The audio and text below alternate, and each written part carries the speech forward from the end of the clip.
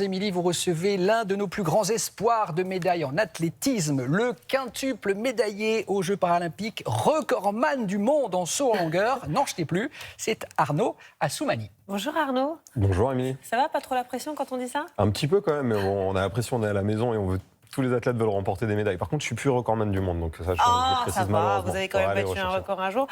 On est quand même exactement à J-100 des Jeux paralympiques, c'est quand même une échéance spéciale. Vous vous sentez comment là? On a le trac un petit peu ou on a hâte? Alors le trac, hâte. Moi, je viens juste de revenir des championnats du monde d'athlétisme para qui sont au Japon et j'encourage l'équipe de France et donc suivez et supportez l'équipe de France qui est encore présente là-bas.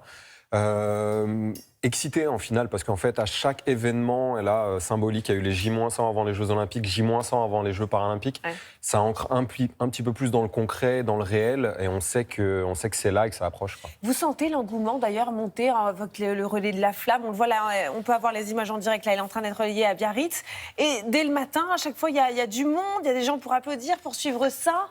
Je le suis depuis le 8 mai, comme un petit peu tout le monde. Et puis là, pendant les championnats du monde à l'étranger, il y a les réseaux sociaux aussi. Il y a un engouement qui monte. Et c'est hyper important au final que les Françaises et les Français dans les villages, dans les villes, puissent vivre cet engouement à travers le relais de la flamme olympique. Il y aura le relais de la flamme olympique aussi à partir du 25 août. Je vais avoir l'honneur de porter cette flamme olympique sur le tapis rouge à Cannes. Demain?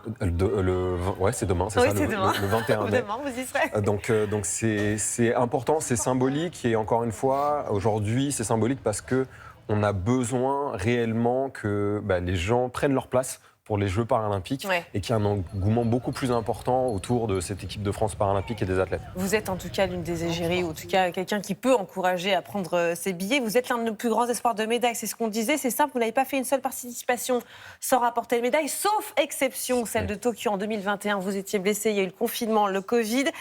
Mais nous, on se rappelle surtout de l'or. C'était à Pékin et c'était en 2008. À seulement 23 ans, Arnaud, amputé du bras gauche, est l'étoile montante de l'athlétisme français. Favori de la finale en longueur, le jeune étudiant à Sciences Po Paris assomme le concours.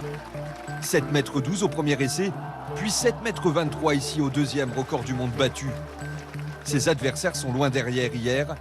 Il y avait Arnaud et les autres. Il y avait Arnaud et les autres. Ça vous fait quoi de revoir ces images? C'est marrant, j'ai l'impression que c'était il y a un petit peu longtemps, mais parce que c'était un petit peu longtemps, donc maintenant, il faut réinscrire et créer de nouveaux souvenirs frais avec la famille, les amis, et surtout à la maison en France, quoi. Ça donne envie de revivre ça. En tout cas, il faut dire que les JO, c'est un rêve d'enfant. À 5 ans, vous regardiez les championnats du monde d'athlétisme à la télé. Les stars et les plus grands rivaux, Carl Lewis et Mike Powell, s'affrontent en saut en longueur. On a retrouvé les images, c'était en 1991, déjà sur France Télévisions. Finale considérée comme l'un des meilleurs concours de l'histoire de la discipline. Et pour vous, à 5 ans, je disais, c'est un coup de foudre.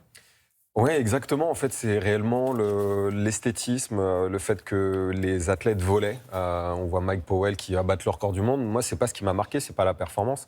C'est vraiment le fait que j'ai l'impression qu'il flotte dans les airs et qu'il y a un moment où le temps s'arrête. Et ça, je sais que ça m'a marqué. Et je me suis retourné vers mon père et je lui ai dit, quand je serai grand, je ferai les Jeux Olympiques en son longueur.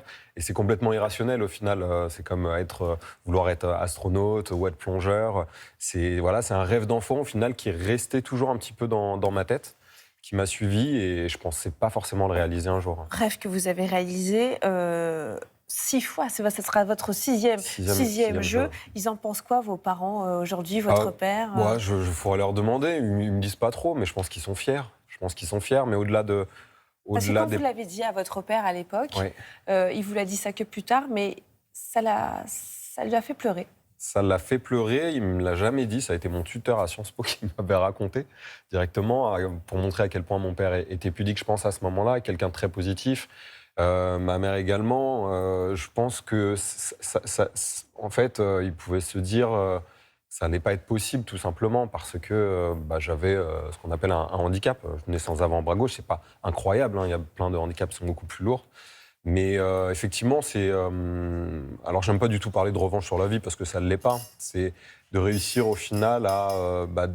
je pense pour tous les athlètes paralympiques, c'est vrai, dépasser les limites, dépasser le jugement qu'on a pu recevoir de la part des autres, de nos entourages ou de la société, de montrer justement l'opposé du stéréotype, d'un des stéréotypes principaux par rapport au handicap. L'idée que lorsqu'on a un handicap, on ne peut pas être performant. L'idée également, ça provoque souvent une peur. Alors moi, bon, c'est moins impressionnant.